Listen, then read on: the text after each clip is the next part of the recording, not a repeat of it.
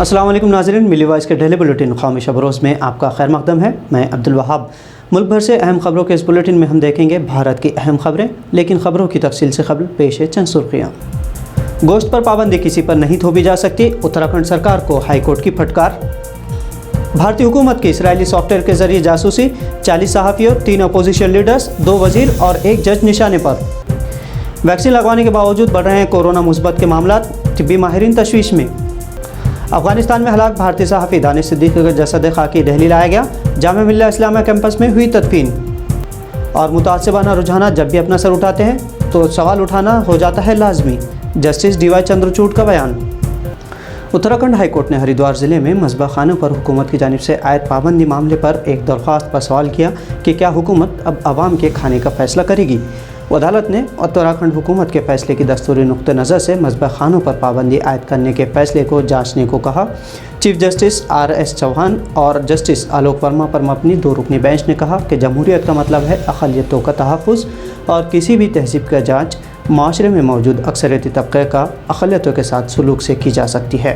गौरतलब है कि इस साल मार्च 2021 में हरिद्वार को उत्तराखंड हुकूमत ने मज़बा खानों से पाक इलाका करार दिया था और मज़बा खानों के लिए एतराज़ात को भी खारिज कर दिया था, जिससे हाई कोर्ट में हुकूमत के इस गैर दस्तूरी फ़ैसले के ख़िलाफ़ अपील की गई थी। अदालत ने हुकूमती फ़ैसले पर संजीदा सवाल किए और कहा कि गोश्त पर पाबंदी किसी पर भी नहीं थोपी जानी चाहिए।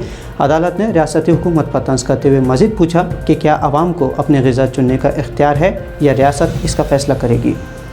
दुनिया का सबसे बड़ा जमहूरी मुल्क कहलाए जाने वाले भारत में 40 सहाफ़ियों, 2 मरकज़ी वज़रा और अपोजिशन लीडर्स की जासूसी के मामले का इंकशाफ हुआ है। मुल्क की मारूफ खबर रसा इदारे दी वायर के मुताबिक इसराइली कंपनी NSO के तैयार करदा पेगासस के ज़रिए भारत में साल 2017 से 2019 के दरमियान कई मारूफ सहाफ़ियों की पेगासस के ज़रिए जासूसी की गई। पेगासस ये सॉफ्टवेयर इसराइली हुकूमत के ज़रिए साया चलने वाले इदारे NSO का एक मॉलवेयर है जो सिर्फ हुकूमतों को ही फ़रोख्त किया जाता है और इसके ज़रिए हुकूमत जिसका चाहे उसका डेटा, तस्वीर, पैगामात, फ़ोन कॉल्स गर्ज पूरी तरह फ़ोन को क्लोन कर सकती है। दीवार के साथ साथ दुनिया के 10 मारूफ मीडिया इदारों ने एक साथ पेगासस के ज़रिए आलमी तौर पर जासूसी का नेटवर्क बेनकाब किया है।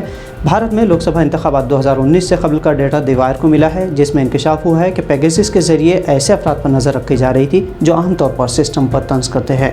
रिपोर्ट के मुताबिक इस मॉलवेयर के ज़रिए हिंदुस्तान टाइम्स, नेटवर्क 18, दीवार, Indian express, EPDW, outlook, the Hindu जैसे अखबारों के मारूफ एडिटर्स की जासूसी के लिए इस्तेमाल किया गया। इसके अलावा 2 मरकज़ी वज़रा, जज, सिक्योरिटी एजेंसियों के मौजूदा और साबिक़ ओहदेदारान और मारूफ बिजनेसमैन की भी जासूसी की गई।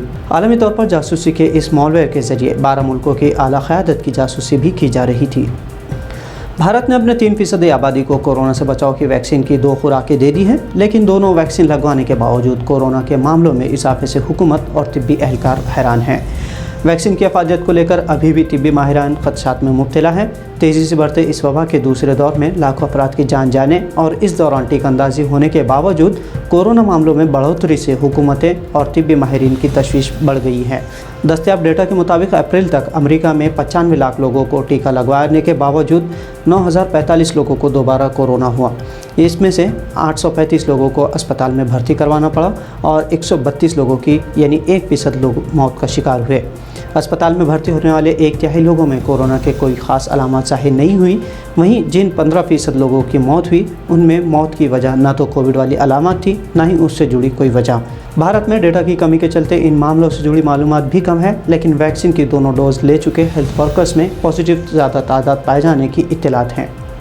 राइटर्स से वाबस्ता अफगानिस्तान में जाँ बहक सहाफ़ी दानिश सिद्दीकी का जसद खाकी इतवार को दिल्ली लाया गया, जिसके बाद उनकी आखिरी रसूमात जामिया मिल्लिया इस्लामिया यूनिवर्सिटी कैंपस में अदा की गई। पुलित्ज़र एवार्ड याफ्ता हिंदुस्तानी सहाफ़ी दानिश सिद्दीकी को जुमा के रोज़ अफगानिस्तान के खंदहर में गोली मारकर कत्ल कर दिया गया था।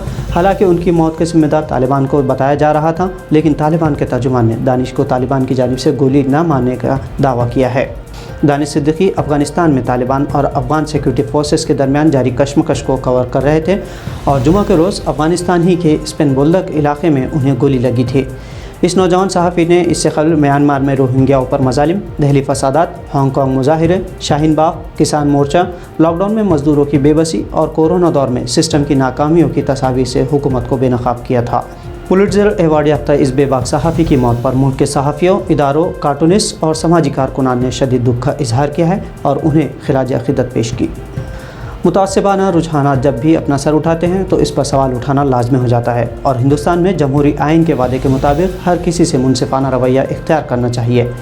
اس طرح کا اظہار خیال کیا ہے سپریم کورٹ کے جسٹس DY چندرچوڈ نے۔ وہ مہاراشٹر میں ایک پروگرام سے خطاب کر رہے تھے۔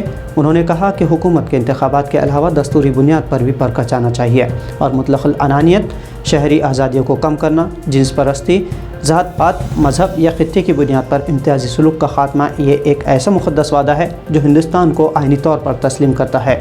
جمہوریہ بھارت کے لیے ہمارے آباء و اجداد سے کیا گیا یہ وعدہ تھا۔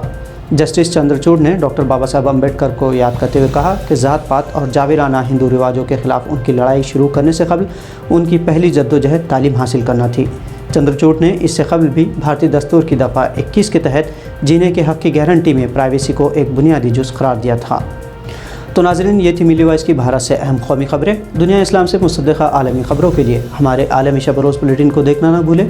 ساتھ ہی سبسکرائب اور فالو ضرور کریں تاکہ آپ کو صحیح خبروں کے ساتھ ساتھ حقیقی پس منظر سے بھی آگاہی ہو۔ اب عبدالوہاب کو اجازت دیجیے۔ اللہ حافظ۔